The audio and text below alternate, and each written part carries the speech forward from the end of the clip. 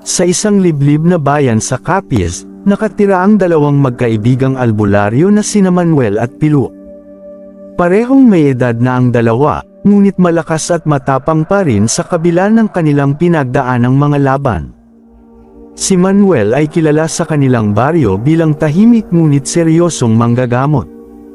Maraming nakakita sa kanyang galing sa panggagamot, at madalas siyang tawagin ng mga tao para manggamot sa kanilang karamdaman o pangontra sa masasamang espiritu. Si Pilu naman ay kabaligtaran ni Manuel, siya'y masayahin at mahilig sa kwentuhan, ngunit sa oras ng laban, nakikita ang kanyang tapang at lakas. May angking karunungan si Pilu sa paggamit ng mga mahika at orasayon na natutunan niya mula sa kanyang lolo. Pinagsama ng kanilang pagkakaiba ang kanilang lakas bilang isang mahusay na tambalan laban sa mga nilalang ng dilim sa kanilang baryo. Isang gabi habang papauwi si Manuel mula sa isang panggagamot sa malalayong baryo, may napansin siyang kakaiba sa kanyang paligid. Tahimik ang kagubatan na tila ba walang kahit anong buhay. Nang biglang may narinig siyang kaluskol sa kanyang likuran. Tumigil siya, at sa kanyang paglingon, isang matandang babae ang lumapit sa kanya. May bigat ang tingin nito, at tila ba puno ng hinanakit. "Ikaw ba si Manuel?" tanong ng matanda, malamig ang boses. "Ikaw ang bumabagabag sa amin sa pamamagitan ng iyong mga orasayon." Walang inaksayang oras si Manuel at agad niyang dinukot ang isang kwentes na may anteng-anteng mula sa kanyang bulsa. "Sino ka?" tanong niya. Ngunit bigla siyang napalibutan ng malaitim na usok at sumabog sa kanyang harapan ang imahe ng babae. Alam niyang isang aswang ang kaharap niya. Pinilit niyang labanan ito gamit ang kanyang orasayon, at matapos ang ilang minuto ng sagupaan, naglaho ang babae, ngunit hindi bago nito binigkas ang mga salitang, "Magbabalik kami, Manuel." Kinabukasan, sinadya ni Manuel si Pilu upang ibalita ang pangyayari. "May kakaibang galaw ang mga aswang ngayon, Pilu. Mas mabagsik sila kaysa dati," sabi niya.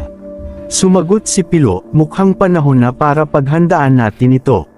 Tila may mas malaking plano ang mga nilalang na ito." Lumipas ang ilang araw at naramdaman ng mga taga-baryo ang kakaibang presensya sa paligid. Marami ang dumadaing ng mga panaginip tungkol sa mga engkanto, may mga nawawalang alagang hayop, at may mga nagkasakit na hindi maipaliwanag. Ang mga kwentong ito ay nakarating kay Manuel at Pilu, kaya nagpasya silang maglakbay sa kagubatan upang mag-imbestiga.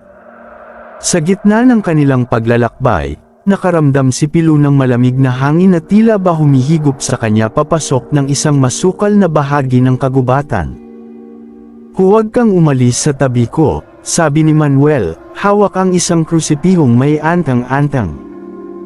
Habang sila'y naglalakad, biglang lumitaw sa harapan nila ang isang matandang lalaki na pamilyar sa kanila bilang isang mangkukulam. "Hindi ninyo na dapat pinasok ang aming teritoryo," sabi ng lalaki, kasabay ng pagkislap ng kanyang mata. Nagbigay babala si Manuel, "Kami narito upang protektahan ang aming baryo mula sa kasamaan." Ngunit biglang nagpakawala ang lalaki ng itim na usok na bumalot sa kanila. Hindi nagpatinag si Pilu at binigkas ang isang orasayon upang paalisan ang usok. Kasabay nito ay kinuha ni Manuel ang kanyang langis na pangontra sa mga mangkukulam. Nagkasagupa ang dalawa, at pagkatapos ng matinding laban, napilitang umatras ang matanda, ngunit nagbanta ito bago umalis. "Babalik kami, at hindi nyo na magagawang pigilan kami muli." Kinagabihan, habang nagpapahinga sina Manuel at Pilu matapos ang kanilang laban, isang matandang babae mula sa baryo ang kumatok sa kanilang pintuan. Humihingi ito ng tulong dahil ang kanyang apo ay biglang nilanat at nagsimulang magbulong ng mga di maintindihang salita. Agad na pinuntahan ng dalawa ang bata at natuklasan nilang nasa ilalim ito ng impluwensya ng isang engkanto. Sinubukan ni Manuel gamitin ang kanyang langis at orasayon upang palayasin ang engkanto, ngunit tila hindi ito kumikilos. Tumitig si Pilu kay Manuel at bamulong, "Mas malakas sila ngayon, Manuel." Kailangan nating paghandaan ng mas matinding laban. Hindi pa man tapos ang gabing yun nang biglang magliyab ang kandilang hawak ni Manuel at bumukas ang pinto ng walang ingay. Sa dilim, lumitaw ang isang kakaibang anyo ng engkanto na may malalaking mata at mahahabang kuko. Sumigaw ang engkanto, "Hindi ninyo na kami mapipigilan. Darating kami sa lahat ng sulok ng baryo nyo." Nagsimulang lumaban sina Manuel at Pilu, ngunit natutunan nilang hindi na sapat ang kanilang mga dating orasayon. Sa oras na iyon, napagtanto nila na kailangan nilang matutunan ang mga lumang dasal na minsan nilang narinig sa kanilang mga ninuno upang labanan ang mas makapangyarihang nilalang na dumarating. Nang sumapit ang umaga, agad na bumalik si Manuel at Pilu sa bahay ni Lolo Andres, ang pinakamatandang albularyo sa Capiz. Alam nilang siya lamang ang maaaring may alam tungkol sa mga orasayon at dasal na kayang labanan ang mga aswang at engkantong tila lumalakas sa kanilang lugar. "Lolo Andres, humingi ng tulong si Manuel, ang mga dating orasayon namin ay hindi na sapat. Malakas na ang mga nilalang na ito, at parang may plano silang salakayin ang buong baryo." Napabuntong hininga si Lolo Andres. Matagal na panahon na rin mula nang huling ginamit ang mga lumang dasal. Mahirap ang mga ito, at hindi basta-basta maaaring gamitin. Ngunit kung ito na lamang ang paraan para iligtas ang baryo, ituturo ko sa inyo. Sa loob ng ilang araw, nagsanay sina Manuel at Pilu kay Lolo Andres. Pinag-aralan nila ang bawat dasal, ang bawat galaw, at mga anteng-anteng na mahirap hanapin. Nagturo rin si Lolo Andres ng espesyal na langis na kayang itaboy hindi lamang ang aswang kundi pati na rin ang mga engkanto. Matapos ang mahigpit na pagsasanay, dumating ang gabi ng pagsubok. Tahimik ang buong baryo, tila ba naghihintay sa paparating na sigalot. Ang buong lugar ay nagmistulang desyerto, at mga kaluskos ng hangin lamang ang naririnig. Tahimik na nag-antebay sina Manuel at Pilu sa gitna ng baryo, dala ang kanilang mga anteng-anteng at mga espesyal na dasal na natutunan kay Lolo Andres. Pagsapit ng hating gabi, nagsimulang magpakita ang mga aswang. Isa-isang lumitaw ang kanilang mga anyo, may ilan sa kanila na nagbabagong anyo sa mga ibon at iba't ibang hayop, ngunit lahat ay nagtataglay ng masamang intensyon. Hindi nagpatumpik-tampak sina Manuel at Pilu at sinimulan ang kanilang mga dasal habang itinataboy ang mga ito. Biglang dumating ang pinakamatinding kalaban ng dalawa, isang mataas at makapangyarihang engkanto na may mga naglalagablab na mata at mahahabang kuko. Siya ang tila pinuno ng mga nilalang ng dilim, at hawak niya ang isang anteng-anteng na nagbibigay sa kanya ng kapangyarihang maglakad sa mundo ng tao. "Huwag niyo nang subukang pigilan kami, mga walang kwentang albularyo," sigaw ng engkanto habang binabato ang dalawang magkaibigan ng itim na apoy. Ngunit handa na sina Manuel at Pilu. Ginamit ni Pilu ang natutunang dasal mula kay Lolo Andres at naglabas siya ng matinding liwanag mula sa kanyang anteng-anteng na pilak. Kasabay nito, binigkas ni Manuel ang isang oras yung pangtapya sa kapangyarihan ng mga engkanto, dahilan upang mag-alangan ang mga ito at umatras ng ilang hakbang. Ang labanan ay tumagal ng buong gabi. Paulit-ulit na sumusugod ang mga aswang at engkanto, ngunit sa bawat paglusob nila ay nahaharang ng mga anteng-anteng at orasayon ni Manuel at Pilu. Nang tila paubos na ang kanilang lakas, dumating ang mga taga-baryo upang tumulong. Nagsindi sila ng mga sagradong kandila sa paligid ng baryo, dahilan upang ang mga kalaban ay mapilitan ng umatras. Sa huli, napilitang umatras ang pinuno ng mga engkanto ngunit nag-iwan ito ng banta. "Hindi pa ito ang katapusan. Magbabalik kami at mas magiging malakas pa. Tandaan nyo yan." Kinabukasan, alam ni Manuel at Pilu na hindi pa natatapos ang kanilang pakikipaglaban. Sa tulong ng mga taga-baryo, sinimulan nilang palakasin ang mga proteksyon sa paligid ng kanilang lugar. Naglagay sila ng mga anteng-anteng sa bawat bahay, nagturo ng mga simpleng dasal sa mga bata at matatanda, at sinigurong ang bawat sulok ng baryo ay may proteksyon. Hindi na natin papayagan na muling maranasan ng baryo ang ganitong kadiliman, ani Manuel habang hawak ang kanyang krusipihong sagradong pamana pa ng kanyang ninuno. Naging tahimik ang mga sumunod na linggo, ngunit alam nilang darating ang oras ng pagbabalik ng kanilang mga kaaway. Subalit ngayon, handa na ang buong baryo. Sa tulong ng mga natutunang orasayon at anteng-anteng mula kay Lolo Andres, na panumbalik ang kanilang tapang at tiwala sa kanilang kakayahan na protektahan ang kanilang tahanan. At dito nagtatapos ang unang yugto ng laban ni Manuel at Pilu laban sa mga nilalang ng dilim. Ngunit alam nilang may mas malaking laban pang darating. Lumipas ang mga buwan ng tahimik na pamumuhay sa baryo, ngunit alam ni Manuel at Pilu na isa lamang itong panandaliang kapayapaan. Isang gabi, nanaginip si Manuel. Sa kanyang panaginip, nakita niya ang kanyang lolo, isang dakilang albularyo noong panahon niya. Nagsalita ang kanyang lolo at bamulong ng isang pahiwatig. Manuel, nasa ilalim ng lupa ang sandatang makakatalo sa kanila. Hanapin mo ang bal-araw ng ating mga ninuno, ang bal-araw na ginamit upang ipagtanggol ang baryo noong panahon ng digmaan laban sa mga nilalang ng dilim. Ito ang makakapagpatapos sa kanilang pananakot sa inyo. Kinabukasan, ikinwento ni Manuel kay Pilu ang kanyang panaginip. Nagdesisyon silang maghanap ng bal-araw sa kagubatan, kung saan ang lumang sementeryo ng kanilang mga ninuno ay nakalibing. Alam nilang delikado ito, ngunit kinailangan nilang gawin para sa kaligtasan ng baryo.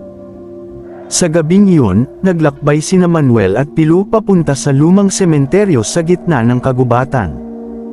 Tahimik ang lugar, na tila ba walang ibang nilalang maliban sa kanila. Habang lumalalim ang gabi, mas nagiging mabigat ang hangin at tila ba may mga matang nagmamasid sa kanila. Pakiramdam ko'y may mga nilalang na nasa paligid, sabi ni Pilu habang mariing humawak sa kanyang krusipihong anteng-anteng. Bigla na lang nilang narinig ang pag-alulong ng mga aswang at mga halakhak ng mga engkanto na tila ba naglalaro lamang sa paligid nila. Ngunit hindi nagpatinag ang dalawa. Sa gitna ng sementeryo, natagpuan nila ang isang lumang libingan na natatabunan ng lumot at lupa. Agad na hinukay ni Manuel ang puntod, at sa ilalim ng isang bato, natagpuan nila ang isang lumang bal-araw na may kakaibang ukit sa hawakan. Nang mahawakan ito ni Manuel, tila ba nagliwanag ang paligid at nagdulot ng biglaang init na nagbigay sa kanila ng lakas. Ang bal-araw ng mga ninuno, bulong ni Manuel. Alam niyang ito ang makakapagbigay sa kanila ng kalamangan laban sa mga nilalang ng dilim. Sa kanilang pagbabalik, biglang nagpakita ang pinuno ng mga engkanto sa daan. Nakangiti itong naglalakad papunta sa kanila, ngunit alam nilang puno ng panlilinlang at kasamaan ang mga mata nito. Nahanap niyo na ang bal-araw, ngunit hindi niyo pa rin kami kayang talunin, ani ng pinuno ng engkanto. Dumating na ang oras para sa huling laban. Ihanda ang inyong mga sarili, sapagkat susugurin namin ang inyong baryo ng mas maraming nilalang at mas makapangyarihang mga aswang. Biglang dumilim ang paligid, at parang naglaho ang oras. Nang mawala ang engkanto, bumalik sa normal ang kanilang paligid ngunit alam nilang ito na ang hudyat ng digmaan. Nang bumalik sila sa baryo, agad nilang inihanda ang lahat ng kanilang natutunan. Pinalakas nila ang kanilang mga orasayon at pinaghandaan ang huling laban na kanilang haharapin. Sa kanilang puso, alam nilang ito ang magiging pinakamatinding laban sa kanilang buhay, at nakasalalay ang buhay ng bawat taga-baryo sa kanilang kamay. Dumating ang gabing pinakahihintay, at ang buong baryo ay napuno ng katahimikan na para bang humihinga ng mabigat ang hangin. Nagtipon ang lahat sa gitna ng baryo, bitbit ang mga kandilang may langis mula kay Lolo Andres at ang mga anteng-anteng na ipinasapasa sa bawat henerasyon. Hindi nagtagal, nagsimulang lumabas ang mga aswang mula sa dilim. Kasama nila ang mga engkanto na may mas makapangyarihang orasayon na tila nakababalot ng takot sa mga puso ng mga tao. Ngunit hindi sumuko sina Manuel at Pilu. Tinindigan nila ang kanilang lugar sa harapan, dala ang bal-araw ng kanilang mga ninuno, at sinimula ng dasal ng proteksyon. Isa-isang sumugod ang mga nilalang ng dilim, ngunit ang liwanag mula sa kanilang mga kandila at ang bal-araw ay tila nagiging pader na hindi nila masira. Si Pilu ay nagbigkas ng mga orasayon para itaboy ang mga engkanto, habang si Manuel naman ay ginamit ang bal-araw upang saksakin ang mga aswang na sumusugod. Nang makaharap nila ang pinuno ng mga engkanto, naglaban sila ng matindi. Binato ng pinuno ang dalawang albularyo ng matinding itim na apoy, ngunit ginamit ni Manuel ang bal-araw para sa malag. Bawat pagdugtong ng bal-araw sa katawan ng pinuno ay nagpapahina dito, hanggang sa unti-unti itong nawalan ng lakas. Sa huli, sa isang huling pagsiklab ng liwanag mula sa kanilang anteng-anteng, bumagsak ang pinuno ng mga engkanto at naglaho ang kanyang katawan sa hangin, kasabay ng pagbagsak ng iba pang nilalang ng dilim. Matapos ang laban, nagkaroon ng bagong simula ang baryo. Wala nang bakas ng mga aswang o engkanto sa kanilang lugar, at alam nilang dahil ito sa sakripisyo at tapang nina Manuel at Pilu. Napagtanto ng mga tao ang kahalagahan ng pananampalataya at ang lakas na dulot ng kanilang kultura at mga ninuno. Si Manuel at Pilu ay itinuring na mga bayani ng baryo, ngunit sa kanilang mga puso, alam nilang ginawa nila ito hindi para sa kapurihan kundi para sa kapakanan ng lahat. Nananatiling handa ang dalawa, sapagkat sa ilalim ng bawat dilim ay mayroong mga lihim na naghihintay muling sumalakay. At dito nagtatapos ang kwento ni Manuel at Pilu, ang dalawang magkaibigang albularyo ng Capiz, na matapang na humarap sa kadiliman upang iligtas ang kanilang mga mahal sa buhay. Ngunit sa bawat henerasyon, sa bawat kwento, may mga bagong bayani na muling susuong sa laban sa dilim, handang ipaglaban ang kanilang bayan laban sa mga nilalang na hindi nakikita ng mata. Matapos ang kanilang tagumpay, tahimik na namuhay sina Manuel at Pilu kasama ang mga taga-baryo. Ngunit ilang buwan pa lang ang lumilipas, nagsimula muling bumalik ang takot sa baryo. May mga nagsasabing may nararamdaman silang kakaibang presensya sa kagubatan, isang pamilyar na pakiramdam ng lamig at panganib. Ipinatawag si Manuel at Pilu ng mga tagapamuno ng baryo upang imbestigahan ang mga kakaibang pangyayari. Sa kanilang pag-imbestiga, nakarating sila sa isang bahagi ng kagubatan na hindi pa nila napupuntahan. Dito, natagpuan nila ang isang abandonadong kuweba na tila napapalibutan ng masamang enerhiya. Sa loob nito, nakita nila ang mga lumang ukit na nagpapakita ng mga nilalang ng dilim, at sa gitna ng kuweba, isang altar na may isang maliit na itim na bato na naglalabas ng malamig na liwanag. Agad nilang napagtanto na ang batong ito ang pinagmumulan ng bagong lakas ng mga aswang at engkanto. Ito ang kanilang pinagmumulan ng kapangyarihan, bulong ni Pilu habang tinitingnan ang bato. Napagdesisyonan nila na sirain ang bato, ngunit nang tinangkang kunin ni Manuel ang bato, biglang may isang matandang babae na lumitaw mula sa anino ng kuweba. "Ako si Amara, ang tagapangalaga ng bato," ani ng matanda. "Hindi ninyo kailanman magagawang sirain ang kapangyarihang ito." Nalaman ni Manuel at Pilu na si Amara ay isang matandang engkanto na nagtataglay ng sinaunang kapangyarihan. Siya ang naglalabas ng masamang enerhiya mula sa bato upang palakasin ang mga nilalang ng dilim at manumbalik ang lakas ng mga aswang sa Capiz. Noon pa mang unang panahon, si Amara ay isang tagapagtanggol ng mga engkanto, ngunit nang mamatay ang kanyang anak sa kamay ng mga mangkukulam, nagpasya siyang gamitin ang kanyang kapangyarihan para sa kasamaan. "Ako ang nagbigay lakas sa mga nilalang na iyon," sabi ni Amara habang nakatitig ng malalim kay Manuel at Pilu. "Ang mga ninuno ninyo ang dahilan ng aking paghihiganti, at habang ako ay naririto, hindi nyo magagawang alisin ang sumpang ito." Sa kabila ng matinding takot, nagdesisyon sina Manuel at Pilu na labanan si Amara. Alam nilang kung hindi nila siya mapipigilan, magpapatuloy ang sumpa sa baryo. Sinimulan nilang bigkasan ang dasal ng pagpapalayas ng mga masasamang espiritu na itinuro ni Lolo Andres sa kanila, ngunit sa bawat bigkas ng dasal, nagiging mas malakas ang halakhak ni Amara.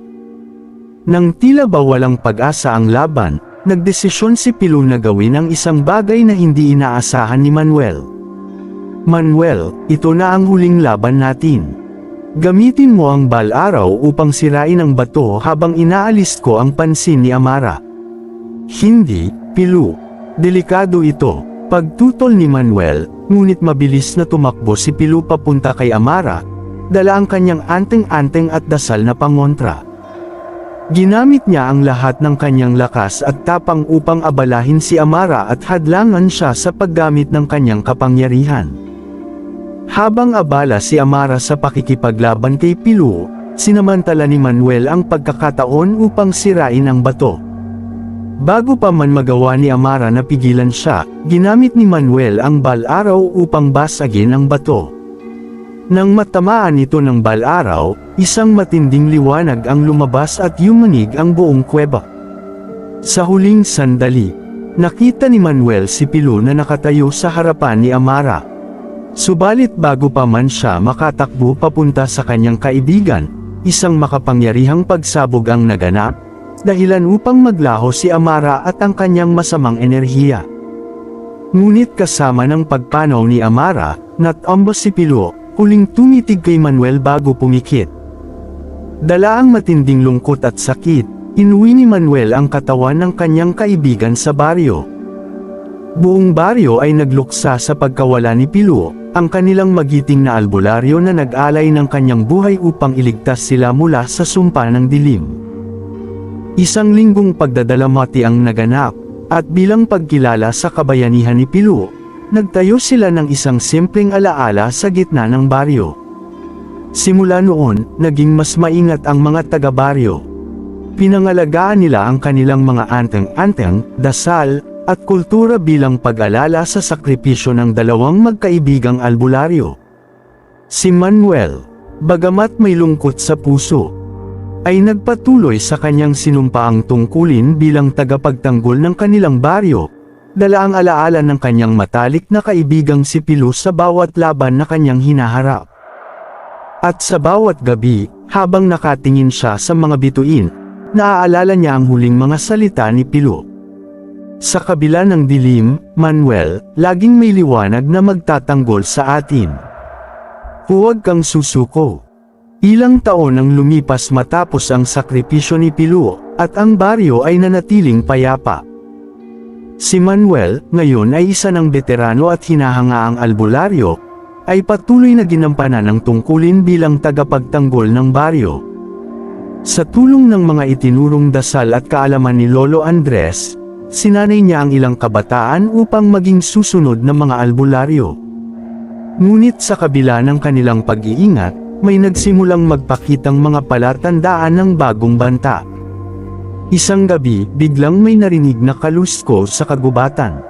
May mga ulat ng mga panibagong pag-atake mula sa mga hindi pangkaraniwang nilalang. Ang mga kalabaw sa baryo ay nawawala, at ilang mga bata ay nagkakasakit at hindi na magising. Alam ni Manuel na may mas malakas pang banta kaysa dati. Sa kanilang paghahanap ng kasagutan, dinalaw ni Manuel at ang kanyang mga alagad ang bahay ni Lolo Andres, na ngayon ay labis ng matanda ngunit may sapat pang lakas para magbigay ng payo. Dito ibinahagi ni Lolo Andres ang isang tropesyang matagal nang ipinapasa ng kanilang lahi. Ang kadiliman ay may ugat, Manuel, sabi ni Lolo Andres. Ang nagdaang mga nilalang ay lamang mga bantay, ngunit ang pinagmumulan ng lahat ng ito, ang nagbabantay sa kagubatan, ay tinatawag na itim na halimaw. Siya ang pinuno ng mga engkanto, aswang, at lahat ng nilalang ng dilim. Kung hindi natin siya matutunton, magpapatuloy ang kanilang mga pagsalakay sa ating baryo. Nagbigay pa ng babala si Lolo Andres. Ang itim na halimaw ay hindi basta-basta matatalo. Kinakailangan ng mga oras sayon ng ating mga ninuno, at ang sakripisyo ng isa sa mga tagapagmana ng ating kapangyarihan. Nagsimula ang mga araw ng pag-aaral at pagsasanay. Si Manuel at ang kanyang mga alagad ay nagsanay ng mas malalakas na orasayon at gumawa ng mga anteng-anteng mula sa mga lumang aral na iniwan ni Lolo Andres. Sa isang gabi ng mahimbing na pagninilay, biglang nanaginip si Manuel. Sa kanyang panaginip, nakita niya ang isang nilalang na halos kalahating tao at kalahating halimaw, may mahahabang kuko at mga mata na nagliliyab sa galit. Nang magising siya, napagtanto niyang nakita niya ang itim na halimaw. Alam niyang ang panaginip na ito ay isang babala at paanyaya na rin upang humarap siya sa mismong pinagmumulan ng lahat ng kadiliman. Nang sumapit ang takip silim, nagsama-sama sina Manuel at ang kanyang mga alagad upang hanapin ang kuweba ng itim na halimaw. Sa pagpasok nila sa kagubatan, ramdam nila ang malamig na simoy ng hangin at ang bigat ng bawat hakbang. Tila bang pinaninod sila ng libu-libong matang nagtatago sa bawat puno at anino. Nang matagpuan nila ang kuweba, isang matinding enerhiya ang bumalot sa kanila. Ang itim na halimaw ay nasa loob, naghihintay. Alam ni Manuel na ito na ang huling laban, ang laban na maaaring tumapos sa sumpa ng dilim sa kanilang baryo. Sa loob ng kuweba, nilusob sila ng mga nilalang ng dilim, mga aswang na hindi nila nakikita at mga engkanto na nagbabago ng anyo. Ngunit sa tulong ng kanilang mga anteng-anteng at dasal, napanatili nila ang kanilang proteksyon. Kasabay ng pagbagsak ng bawat nilalang, naramdaman nila ang galit ng itim na halimaw, na naglalabas ng malakas na sigaw mula sa kailaliman ng kuweba. Sa isang huling pagsiklab ng liwanag mula sa kanilang mga anteng-anteng, nagtagpo si Manuel at ang itim na halimaw. Hindi na siya ang karaniwang tao na may takot sa dilim, kundi isang bayani na handang magsakripisyo para sa kanyang bayan. Kasama ang mga dasal ng kanyang mga ninuno, ginamit ni Manuel ang kanyang bal-araw upang wakasan ang sumpa. Sa pagkatalo ng itim na halimaw, biglang naglaho ang madilim na enerhiya sa kagubatan. Ang mga nilalang ng dilim ay tumakas, at ang baryo ay muling natakpan ng liwanag. Alam ni Manuel at ng kanyang mga alagad na natapos na ang sumpa, ngunit ang alaala ng kanilang laban at ang sakripisyo ng mga naunang albularyo ay mananatili sa kanilang mga puso. Itinuring na bayani si Manuel at ang kanyang mga alagad, at ang baryo ng Capiz ay muling bumalik sa tahimik at payapang pamumuhay. Ngunit ang kanilang mga kwento at mga sakripisyo ay ipapasa sa bawat susunod na henerasyon, isang paalala na sa bawat dilim, laging may mga bayani na handang magsakripisyo para sa kapakanan ng bayan. Wakas.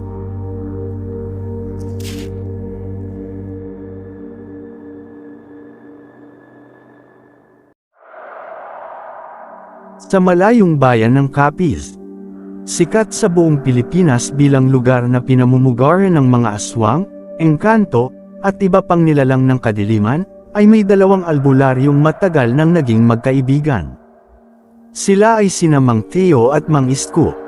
Pareho silang mahuhusay at batikan sa kanilang larangan, taglay ang kakayahang manggamot at magtaboy ng masasamang espiritu.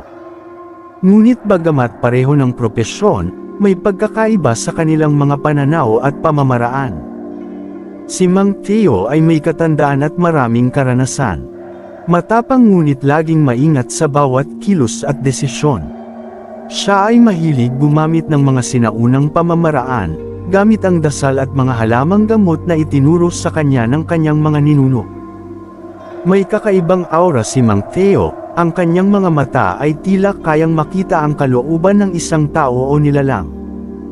Ang pagiging tahimik at malalim mag-isip ang dahilan kung bakit siya kinikilala at nirerespeto ng mga taga-Capiz.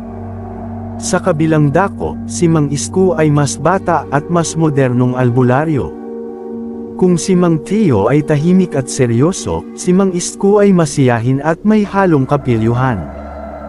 Ngunit sa kabila ng kanyang maharot na personalidad, may taglay siyang lakas at tapang na bihira sa isang albularyo. Si Mang Isko ay gumagamit ng kakaibang paraan ng panggagamot, na may halong teknolohiya at mga modernong gamit mula sa Maynila. Binigyan siya ng bansag na albularyong makabago ng mga kapwa niya albularyo sa bayan. Ang dalawang magkaibigan ay tumutulong sa mga mamamayan ng Capi sa iba't ibang pagkakataon, pero alam nilang may mas malalaking banta sa dilim. Sa kanilang pananampalataya at matinding kagustuhang maglingkod sa bayan, pinagsama nila ang kanilang kaalaman upang labanan ang mga puwersa ng kasamaan.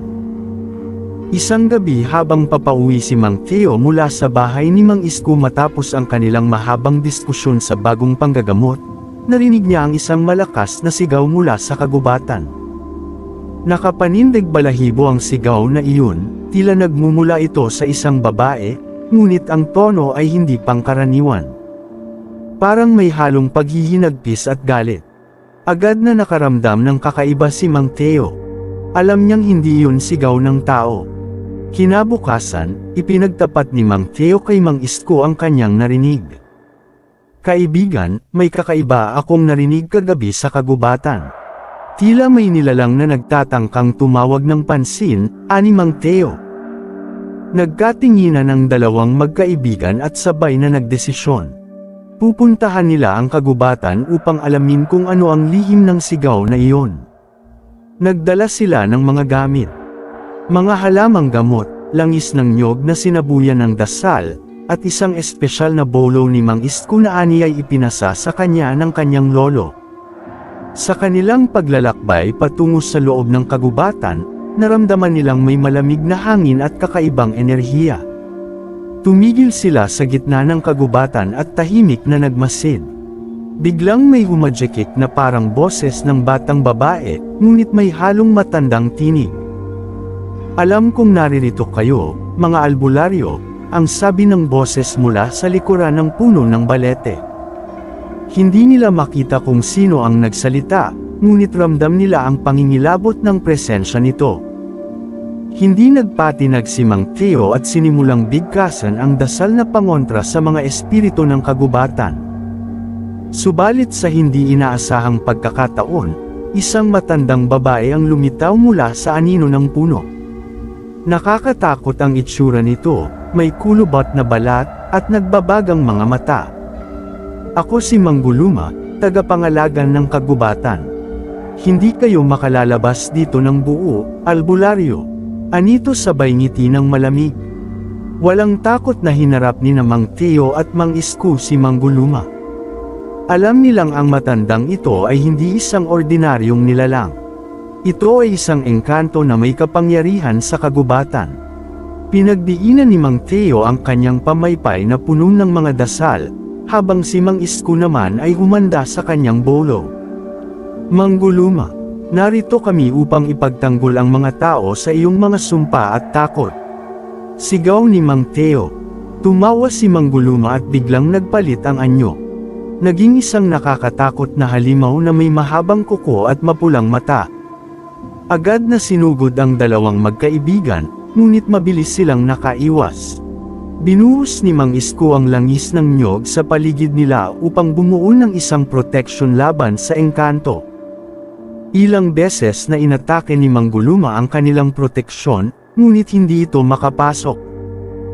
Nagsimula silang magdasal ng malakas, at bawat salita ng dasal ay tila parang nagdudulot ng pagkasunog sa balat ni Mangguluma.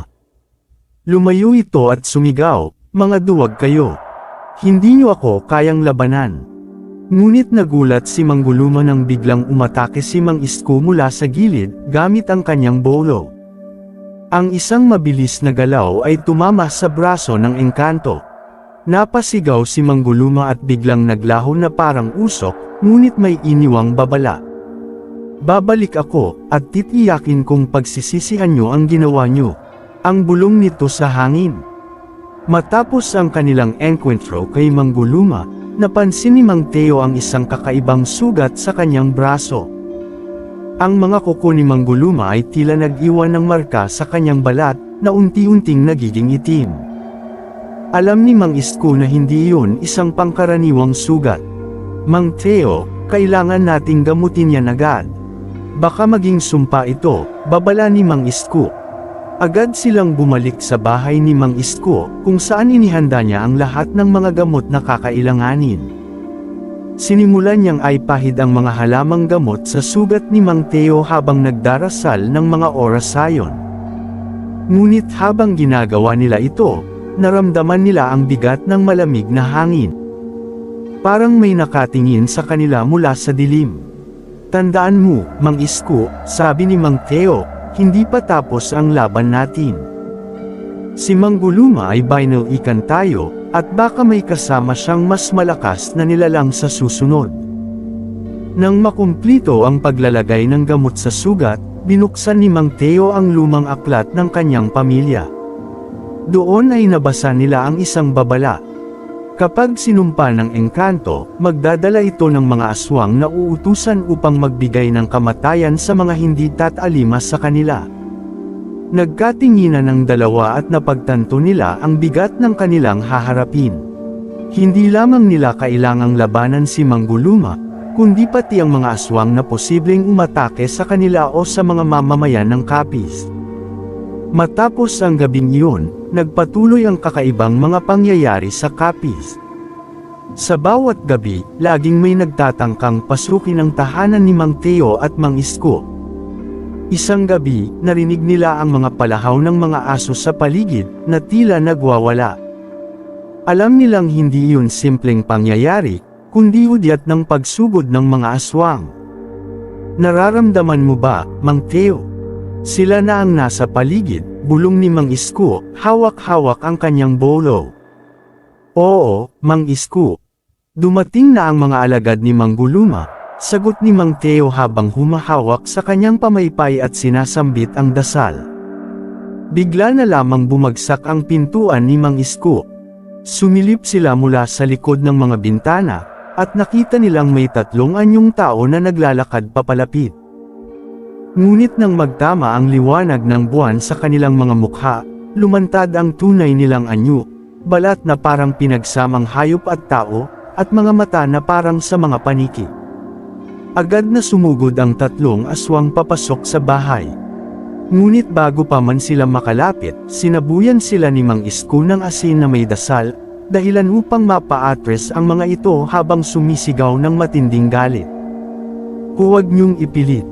Hindi niyo kami matatalo," ang sigaw ni Mang Teo, sabay hagis ng binalutan niyang bulaklak ng rosas at mga anteng-anteng. Sumigaw ang isa sa mga aswang, "Hindi kami titigil hanggat hindi namin naisa sa katuparan ang utos ni Mang Guluma. Ang buhay niyo ay kapalit ng paglapastangan niyo sa kanyang mundo." Nagpalitan ng sulyap ang dalawang magkaibigan at sumigaw si Mang Isko, "Wala kaming takot sa inyo. Ipinangako namin sa mga mamamayan ng Capiz na paprotektahan sila laban sa mga tulad niyo." Pagkatapos ng masidhing enkwentro, nagpasya sina Mang Teo at Mang Isko na hindi sapat ang mga simpleng pangontra upang labanan ang mga nilalang ni Mang Guluma. Alam nilang kailangan nilang bumuo ng mas malakas na depensa at ihanda ang mga mamamayan ng Capiz para sa paparating na digmaan laban sa mga aswang at engkanto. "Ano ang naiisip mo, Mang Teo? Kailangan natin ng mas matinding panangga sa kanila," tanong ni Mang Isko. "Kailangan nating bumalik sa dati kong mga nilimot na lugar," sagot ni Mang Teo. "Naroon ang mga lihim na panalangin ipinasa sa akin ng mga ninuno ko. Gagamitin natin ito upang paghandaan ang susunod na yugto ng laban." Pinuntahan nila ang isang lihim na kuweba sa loob ng kagubatan, isang lugar na pinagbabawalan ng mga matatanda sa bayan dahil pinaniniwala ang pinamumugaran ng mga hindi kilalang nilalang. Ngunit para kina Mang Teo at Mang Isko, ito ay ang silid ng kanilang mga naiwang orasayon at anteng-anteng. Sa loob ng kuweba, bumungad sa kanila ang maraming mga palamuti at mga lumang orasayon na nakaukit sa bato. Hinanap ni Mang Teo ang isang espesyal na piraso ng kahoy na puno ng mga ukit na dasal, isang uri ng sandata na ipinasa mula pa sa mga unang albularyo ng kanilang lahi. "Narito ang panalangin pakpak ng diwata," sabi ni Mang Teo habang binibigyan ng paliwanag si Mang Isko. "Ito ang panalangin kayang magtaboy ng pinakamalalakas na nilalang sa gabi, ngunit kailangan itong bigkasan ng buo sa isang gabi ng kabilugan ng buwan. Mula sa kuweba, bumalik sila sa bayan at nagsimulang magturo sa mga mamamayan ng Capiz ng mga paraan ng proteksyon, gaya ng paggamit ng asin, bawang, at mga orasayon. Pati ang mga kabataan ay tinuruan nilang magdasal ng pangontra upang mapanatili ang kanilang kaligtasan. Dumating ang gabi ng kabilugan ng buwan.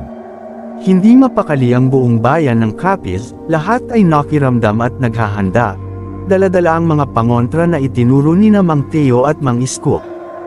Nakapagpatayo ng maliit na altar sa gitna ng bayan, isang sagradong lugar na pinuno ng mga halamang gamot, kandila, at mga palaspas na binalutan ng dasal. Alas 12 ng gabi, bumuhos ang matinding ulan, at ang buong bayan ay nabalot ng makapal na ulap. Mula sa malayo, nakita ng mga tao ang mga anino ng mga aswang, papalapit sa kanilang mga tahanan.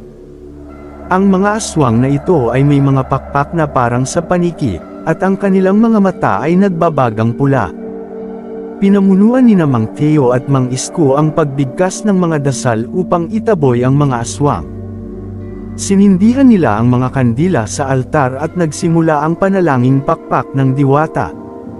Bawat dasal na binibigkas nila ay nagdudulot ng panginginig sa katawan ng mga aswang na tila nagugulat sa lakas ng kanilang mga panalangin. Sa isang iglap, sumugod ang isa sa pinakamalalaking aswang, si Lax-Aman, ang pinuno ng mga aswang ng Capiz. Malaki, mabalasak, at may mga kuko at pangil na tila pandurog ng bakal. Tumayo ito sa harap ni na Mang Teo at Mang Isko. "Kayong mga hamak na tao, naglakas loob kayong labanan kami. Handa na ba kayo sa kamatayan?" Ang sigaw ni Lax-Aman. Hindi natakot ang dalawa, at nagsimulang magsanib puwersa sa kanilang dasal at mga anteng-anteng. Binalutan nila ang buong bayan sa dasal at tinaboy si Lax-Aman at ang kanyang mga alagad gamit ang pinakamalakas nilang dasal. Dumagundong ang lupa, at sa huling sandali, isang malaking liwanag ang bumalot kay Lax-Aman at sa mga aswang. Napasigaw si Lax-Aman habang unti-unti itong naglaho sa liwanag na dala ng dasal ng dalawang albularyo.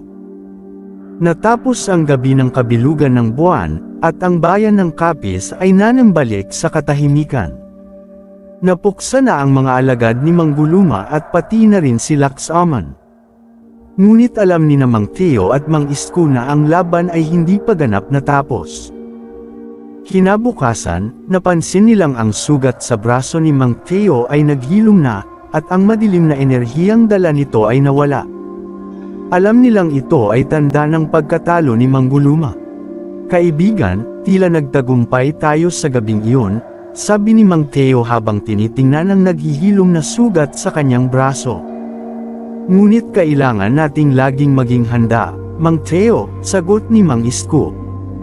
"Sapagkat kahit na natalo natin si Mang Guluma, marami pang nilalang ng dilim ang nagtatago sa Capiz at naghihintay ng tamang panahon." Mula noon, nagpatuloy ang dalawang magkaibigan sa kanilang misyon bilang mga albularyo. Pinagsama nila ang kanilang kaalaman sa makaluma at makabagong paraan ng panggagamot at proteksyon. At sa bawat gabing madilim at malamig, naruroon sila, laging nagmamasid, at handang ipagtanggol ang bayan laban sa mga banta ng dilim. Makalipas ang ilang buwan matapos ang kanilang tagumpay laban kay Lax-Aman at sa mga aswang, nanambalik sa normal ang buhay ng mga tao sa Capiz. Ngunit isang gabi, habang natutulog si Mang Teo, napanaginipan niya ang isang nakakatakot na pangitain. Nakita niya si Mang Guluma na nakatayo sa isang madilim na kagubatan, sinisigawan siya ng may galit at paghihiganti sa mga mata. "Akala mo'y tapos na ang laban, Mang Teo. Darating ang panahon na ang kadiliman ay lalamon sa inyong bayan." Ang bulong ni Mang Guluma sa kanyang panaginip, kasabay ng isang malamig na hangin. Nagising si Mang Teo ng pawisan at hingal na hingal. Alam niyang hindi ito basta-bastang panaginip lamang, ito ay babala ng isang paparating na kapahamakan. Kinaumagahan, agad siyang pumunta kay Mang Isko upang ipagtapat ang kanyang nakita. Mang Isko, nararamdaman kong hindi pa tapos ang laban natin. Si Mangguluma ay maaaring naghahanda ng mas malaking plano laban sa atin, ani Mang Teo na halatang balisa. Nag-isip si Mang Isko at tumango. Kung ganoon, kailangan nating palakasin pa ang ating mga kakayahan. Kung totoo ngang babalik si Mangguluma, baka magdala siya ng mga nilalang na mas malakas at mas tuso kaysa sa mga aswang. Nagsimula silang magplano ng mas malalim na depensa para sa kanilang bayan at humingi ng tulong sa ilang matatandang albularyo mula sa ibang baryo. Alam nilang hindi nila kayang mag-isa ang laban, kailangan nila ng mas maraming kaalaman at kakampi. Habang naghahanda sina Mang Teo at Mang Isko, isang misteryosong lalaki ang dumating sa kanilang bayan.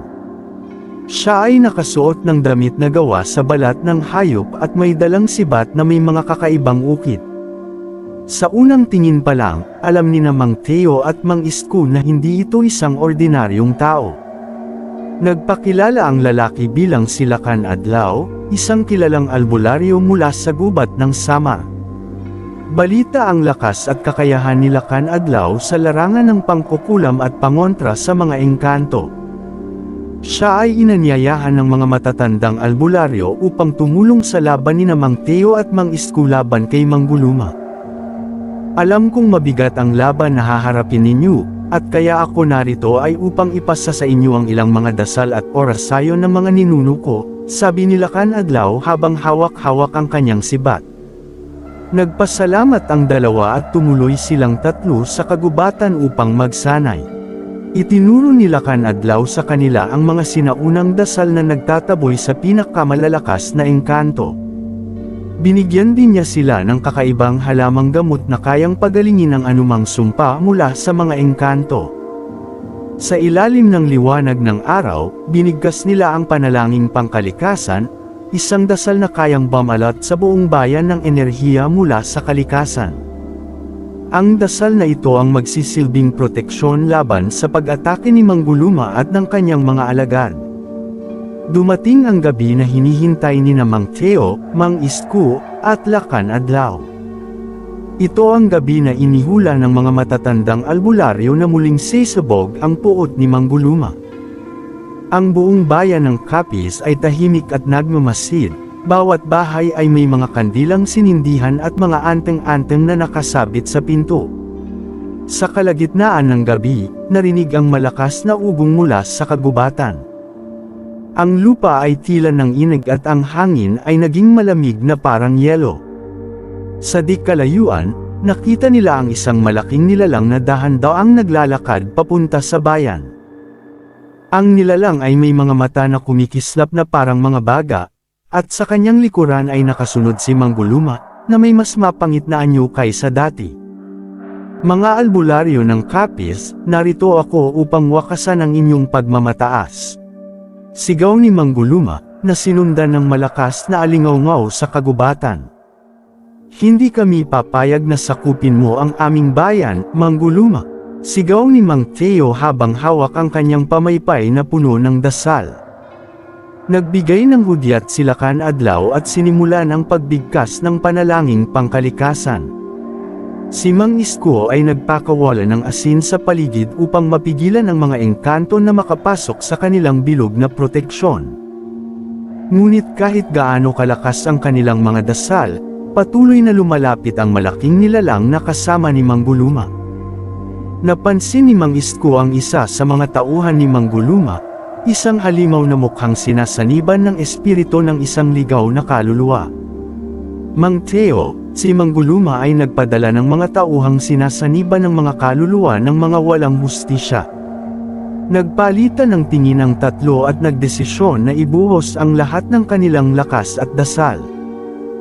Binuksan nila ang kanilang mga banga na may mga halamang gamot na kayang magtaboy ng mas malalakas na espiritu, at nagtipon sila sa altar na itinayo nila sa gitna ng bayan. Habang lumalapit ang malaking nilalang at ang mga alagad ni Mangguluma, nagsimulang magdasal si Mang Teo sa pinakamataas na boses, hawak ang kanyang pamaypay at mga anteng-anteng. Si Lakan Adlaw naman ay pumikit at nag-usal ng dasal mula sa gubat ng Samar, isang dasal na kayang tumawag sa mga espiritu ng kalikasan upang tumulong sa kanilang laban. Sa bawat dasal, lumalakas ang liwanag sa paligid ng bayan, ngunit mas lalong tumitindi ang puot sa mga mata ni Mangguluma. Lumapit ito kay Mang Teo at sumigaw, "Akala mo ba, isang simpleng dasal lang ang magpapabagsak sa akin?" Ngunit biglang lumitaw ang isang liwanag mula sa langit, bumalat ito sa katawan ni Mang Teo, Mang Isko, at Lakan Adlaw, at pinagsanib ang kanilang mga dasal sa isang makapangyarihang enerhiya. Ang liwanag na ito ay nagdulot ng pagkalansag sa mga tauhan ni Mangguluma, at ang malaking nilalang na kasama niya ay napasigaw sa matinding sakit at biglang naglaho. Sa huling sandali, si Mangguluma ay tumitig sa tatlo, at alam niyang hindi niya sila kayang talunin. "Hindi pa rin kayo nagwagi, mga albularyo. Maghihintay ako sa dilim, at magbabalik ako sa tamang panahon," bulong ni Mangguluma bago siya tuluyang mawala. Matapos ang matinding laban, napansin ni Mang Teo at Mang Isko na si Lakan Adlaw ay tahimik na nakatingin sa kagubatan. Nang tanungin nila kung anong balak niya, ngumiti lamang ito at sinabing, "Natapos na ang aking tungkulin dito. Ngunit ang kalikasan ay mananatili at magmamasid. Kung muling bumalik ang dilim, tatawagan kayo ng mga espiritu upang ipagpatuloy ang laban." Sa isang iglap, naglakad papalayo si Lakan Adlaw papunta sa kagubatan, at sa harap ng mga puno, siya ay biglang naglaho. Hindi na muling nakita ni Mang Teo at Mang Isko ang makapangyarihang albularyo mula sa Samar, ngunit sa kanilang mga puso, alam nilang iniwan sila nito ng lakas na hindi kailanman maglalaho. Sa wakas, natapos ang laban sa bayan ng Capiz. Nagbalik ang katahimikan, at ang mga tao ay nagtipon sa simbahan upang magpasalamat sa kaligtasan at lakas na ipinakita ni Mang Teo at Mang Isko. Ang kanilang bayan ay muling nakalaya mula sa banta ng kadiliman. Si Mang Teo at Mang Isko ay kinilala at pinarangalan ng mga mamamayan ng Capiz. Hindi lamang bilang mga albularyo, kundi bilang mga tagapagligtas ng kanilang bayan. Ang kanilang kabayanihan ay nagsilbing inspirasyon sa mga kabataan ng Capiz, at unti-unti nilang ibinahagi ang kanilang kaalaman sa susunod na henerasyon. Itinuro nila ang mga oras sayon, ang bisa ng mga halamang gamot, at ang halaga ng pananampalataya sa kalikasan bilang proteksyon laban sa anumang kasamaan. Paglipas ng ilang buwan, isang grupo ng mga kabataan ang nagpakita ng interes sa panggagamot at pangontra. Tinuruan sila ni Mang Teo at Mang Isko ng mga simpleng dasal at ritual para sa proteksyon ng kanilang mga tahanan at pamilya. Isa sa mga kabataan, si Juanito, ay nagpakita ng pambihirang kakayahan sa pag-intindi ng mga oras sayon. Marami ang naniniwala na siya ang maaaring pumalit kay Mang Teo balang araw. Isang gabi, habang tinuturuan si Juanito ng isang dasal ng pangontra sa mga espiritu, nagulat si Mang Teo sa bilis ng kanyang pagkatuto. "Hindi ko inakalang may ganitong talento ka, Juanito," wika ni Mang Teo. "Parang nakikita ko ang aking sarili noong kabataan ko sa iyo. Gusto ko pong matutunan ang lahat ng alam ninyo, Mang Teo. Nais kong ipagtanggol ang ating bayan kung sakaling bumalik ang mga kasamaan," tugon ni Juanito na puno ng determinasyon. Bagamat masaya si Mang Teo sa ipinakitang sigasig ni Juanito, naramdaman niya rin ang bigat ng responsibilidad sa pagtuturo ng kanilang sining. Alam niya na bawat kaalamang ibinabahagi ay may kaakibat na panganib. Ngunit alam din niyang kailangan nilang ihanda ang bagong henerasyon. Habang nanimbalik ang kapayapaan sa Capiz, nagpatuloy ang pagpapalakas ni Mang Teo, Mang Isko, at ang kanilang mga estudyante. Ngunit sa kabila ng kanilang kasiyahan, may mga palatandaan ng muling pagbabalik ng dilim. Sa malalayong barangay, may mga balitang ang mga tao ay nagkakasakit ng hindi maipaliwanag, at may mga kwento ng kakaibang mga nilalang na nakikita sa kagubatan tuwing hating gabi. Isang araw, dumating ang isang batang babae sa tahanan ni Mang Isko. Siya ay umiiyak at namumutla, at isinumbong na ang kanyang ama ay biglang nagkasakit at nakarinig ng mga boses mula sa kagubatan bago ito nagkasakit. Agad na pumunta sina Mang Theo, Mang Isko, at Juanito sa bahay ng bata at sinuri ang kalagayan ng ama nito. Habang tinitingnan ng ama ng bata, napansin ni Mang Isko ang kakaibang itim na marka sa braso nito, isang palatandaan na tila dala ng sumpa. Napagtanto nila na ito ay pahiwatig na maaaring bumabalik na si Mang Guluma, o isa sa kanyang mga kampan. Huwag kang mag-alala, gagamutin natin ang iyong ama, bulong ni Mang Theo habang pinapatahan ang batang babae. Sa harap ng bagong banta, pinabilis ni na Mang Theo at Mang Isko ang pagsasanay ng kanilang mga estudyante. Si Juanito ay pinagkalooban ng espesyal na pagsasanay sa ilalim ng gabay nila Kanadlaw noon. At ngayon, ipinasa ni Mang Theo sa kanya ang isang dasal na kayang bumuo ng mas malakas na proteksyon laban sa mas matitinding engkanto. Kasabay ng paghasa sa kanilang mga dasal, ipinakilala nila ang ritual ng pagbabasbas sa kalikasan, isang makapangyarihang seremonya na kayang gawing mas matatag ang enerhiya ng bayan. Sa araw ng ritual, nagsama-sama ang mga albularyo ng Capiz, ang mga mag-aaral, at ang mga mamamayan sa ilalim ng liwanag ng araw. Nanalangin silang lahat, humihiling ng proteksyon at kaligtasan sa kanilang bayan mula sa mga banta ng dilim. Nang matapos ang ritual, naramdaman nila ang kakaibang enerhiya na bumabalot sa buong bayan.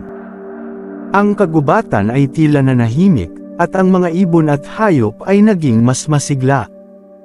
Alam ng lahat na ang kanilang bayan ay muling nabigyan ng proteksyon, ngunit alam din nilang kailangang manatiling handa. Kinagabihan, habang tulog ang buong bayan, muling naramdaman ni na Mang Theo at Mang Isko ang pamilyar na pagdating ng masamang enerhiya. Sa kalagitnaan ng dilim, narinig nila ang mga palahaw at sigaw mula sa kagubatan, isang boses na tila nanggagaling sa ilalim ng lupa, puno ng puot at galit. Hindi nagatubiling pumunta sina Mang Theo, Mang Isko, at Juanito sa pinagmumulan ng mga sigaw. Doon nila nakita ang isang grupo ng mga nilalang na tila pinagsamang engkanto at halimaw, mga nilalang na mas malalakas at mas masama kaysa sa mga aswang na kanilang nakalaban noon. Narito na ang mga alagad ng kadiliman. Handa na ba kayo, mga anak ng kalikasan? Sigaw ng isa sa mga nilalang habang lumalapit. Sa kabila ng takot, buong tapang na tumayo ang tatlo. Sina Mang Theo at Mang Isko ay naghawak kamay, at sinimula ng pagbigkas ng kanilang dasal, kasabay si Juanito na may dalang anteng-anteng.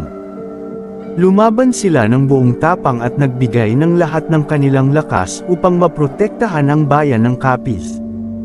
Sa tindi ng dasal at panalangin ng tatlo, nagkaroon ng matinding liwanag na bumalat sa paligid.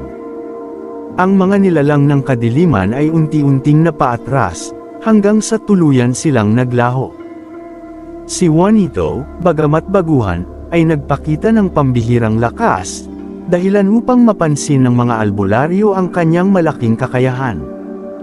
Sa pag-uwi nila, alam ni na Mang Theo at Mang Isko na si Juanito ay handa na sa mas malaking tungkulin. Nagpasya silang ipasa ang pamana ng kanilang kaalaman at tungkulin sa kanya upang magpatuloy ang kanilang laban sa kasamaan. Juanito, anak, ang bayan ng Capiz ay nangangailangan ng bagong tagapagtanggol, wika ni Mang Theo habang inaabot ang kanyang pamaypay na nagtataglay ng dasal. Naway gabayan ka ng mga anteng-anteng at panalangin sa iyong misyon. Lumuhad si Juanito at buong pagpapakumbabang tinanggap ang tungkulin. Alam niyang hindi magiging madali ang landas na tatahakin niya, ngunit handa siya, kasama ang mga itinurong aral ng kanyang mga guro. Sa mga sumunod na taon, si Juanito ay naging bantog na albularyo ng Capiz, pinamumunuan ng mga ritual at pagsasanay upang ipagtanggol ang kanilang bayan. Si Mang Theo at Mang Isko ay patuloy na ginagabayan siya, ngunit alam nilang handa na siya sa bagong hamon na dala ng mundo ng mga engkanto at mga nilalang ng kadiliman. Naging tahimik muli ang Capiz, at ang kanilang bayan ay patuloy na namuhay ng payapa at ligtas. Ngunit sa bawat gabi ng kabilugan ng buwan, si Juanito ay nagbabantay, nagdarasal, at nagmamasid, handang lumaban sa anumang banta ng kadiliman. Ang pamana ng dalawang magkaibigang albularyo ay nagpatuloy sa kanyang mga kamay, at ang Kapis ay nanatiling ligtas sa ilalim ng gabay ng kanilang bagong tagapagtanggol. Sa huli, ang kwento ng dalawang magkaibigang albularyo ng Kapis ay naging alamat na nagbigay ng inspirasyon sa mga tao sa kanilang bayan at sa iba pang lugar. Isang paalala na kahit ang pinakamadilim na nilalang ay kayang labanan ng tapang, pananampalataya, at pagmamahal sa kanilang bayan. At sa tuwing may banta ng dilim, laging may bagong albularyong magtatayo ng depensa at paprotekta sa kanilang minamahal na bayan.